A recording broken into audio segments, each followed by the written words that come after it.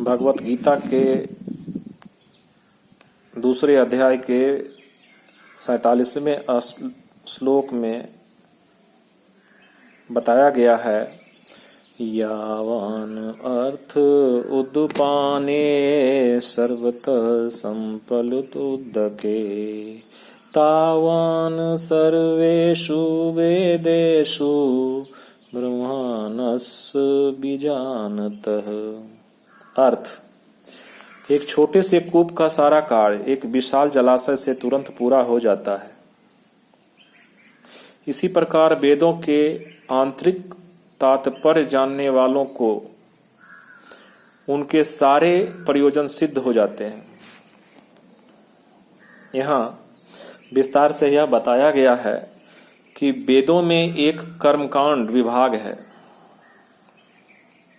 वेदों में एक कर्मकांड विभाग है जिसमें अनुष्ठानों एवं यज्ञों का वर्णन है। अनुष्ठानों एवं यज्ञों से ध्येय है आत्म साक्षात्कार के क्रमिक विकास को प्रोत्साहित करना। अब प्रश्न है, आत्म साक्षात्कार का ध्येय का क्या मतलब? यहाँ गीता के 15वें अध्याय के 15वें श्लोक में स्पष्ट किया गया है कि आत्म साक्षात्कार का ध्येय, वेद अध्ययन का ध्येय जगत के आदि कारण भगवान कृष्ण को जानना है। अतः आत्म साक्षात्कार का अर्थ है कृष्ण को तथा उनके साथ अपने शाश्वत संबंध को समझना।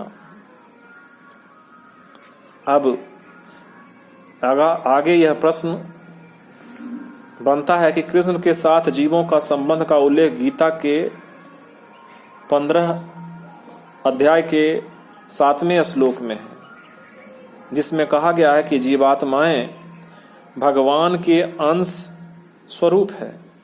अतः प्रत्येक जीव द्वारा कृष्ण भावनामृत को जागृत करना वैदिक ज्ञान की सर्वोच्च पूर्णावस्था है। इसके अलावा श्रीमद् भागवत में तीसरे अध्याय के तीसरे स्कंद के 33वें अध्याय का 7वां श्लोक भी इसकी पुष्टि करता है। इसमें कहा गया है, अहो बत स्वपचो अंतो गरियान यजी विहंगे वर्तते नाम तुभ्यम ते पुस्त पस्ते जूहुबिह सश्रुर्याः बहु बहानु नुयानियम गृणाति ये ते। हे प्रभु, आपके पवित्र नाम का जप करने वाला भले ही चांडाल जैसा निम्न परिवार में क्यों न उत्पन्न हुआ हो, किंतु वह आत्म साक्षात्कार के सर्वोच्च पद पर स्थित होता है। ऐसा व्यक्ति अवश्य ही वैदिक अनुष्ठानों के अनुसार सारी तपस्याएं संपन्न किए होता है और अनेकानेक बार तीर्थ स्थानों में स्नान करके वेदों का अध्ययन किए होता है। ऐसा व्यक्ति आर्य कुल में सर्वश्रेष्ठ माना जाता है।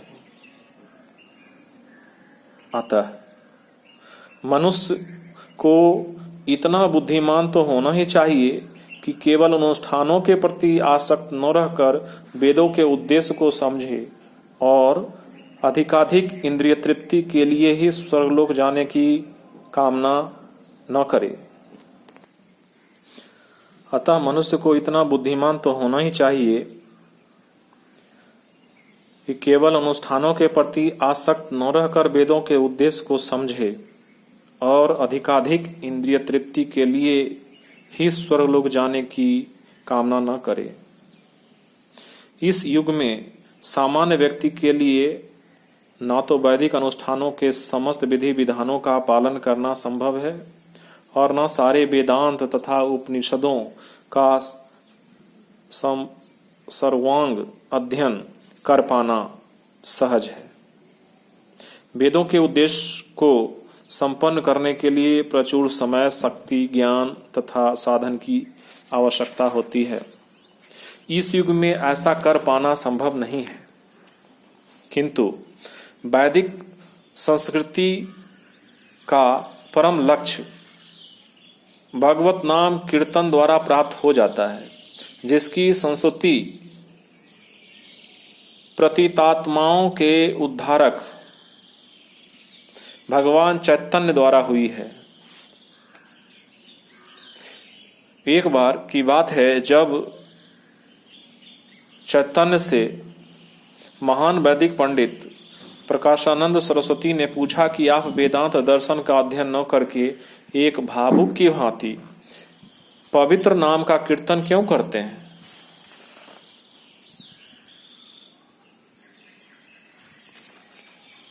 तो इस पर उन्होंने जवाब दिया कि मेरे गुरु ने मुझे बड़ा मूर्ख समझकर भगवान कृष्ण के नाम का कीर्तन करने की आज्ञा दी, अतः उन्होंने ऐसा ही किया और वे पागल की भांति भावोन्मत्त हो गए। इस कलयुग में अधिकांश जनता मूर्ख है और वेदांत दर्शन समझ पाने के लिए पर्याप्त शिक्षित नहीं है। वेदांत दर्शन के परम उद्देश्य की पूर्ति भगवान के पवित्र नाम का कीर्तन करने से हो जाती है।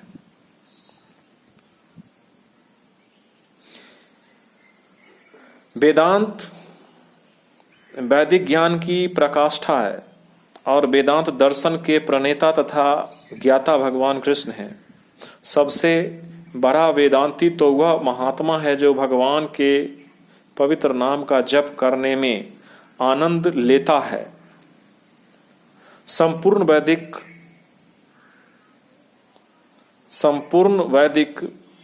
रहस्यवाद का यही चरम उद्देश्य है। अर्थात इस श्लोक में हम 3-4 बातें सीख सकते हैं। इसमें से सबसे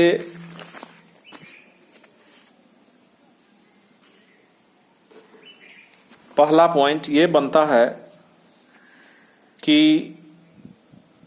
वेद में कर्मकांड विभाग है, जो कि अनुष्ठानों और यज्ञों का विवरण देता है और अनुष्ठान और यज्ञ का महत्वपूर्ण लक्ष्य होता है आत्म साक्षात्कार के क्रमिक विकास को प्रोत्साहित करना। और आत्म साक्षात्कार के बारे में गीता में बताया गया है कि भगवान कृष्ण तथा उनके साथ अपने शाश्वत संबंध को समझना। दूसरा पॉइंट यह बनता है, जो कि हम इससे सीख सकते हैं इस श्लोक से, कि कृष्ण के साथ जीवों का संबंध का भी उल्लेख है। अर्थात कृष्ण के साथ जीवों का कैसा संबंध है, ये भी भगवत गीता के 15वें श्लोक में बताया गया है, जिसमें बताया गया है कि जीवात्माएं जो हैं भगवान के अंश स्वरूप है। अतः प्रत्येक जीव द्वारा कृष्ण भावनामृत को जागृत करना वैदिक ज्ञान का सर्वोच्च पूर्णावस्था है। और तीसरा पॉइंट श्रीमद् भागवत में यह श्लोक के द्वारा बताया गया है, जिसमें एक निम्न घर के व्यक्ति अगर वो अच्छा ज्ञान रखता है तो वह व्यक्ति आर्य कुल में सर्वश्रेष्ठ माना जाता है।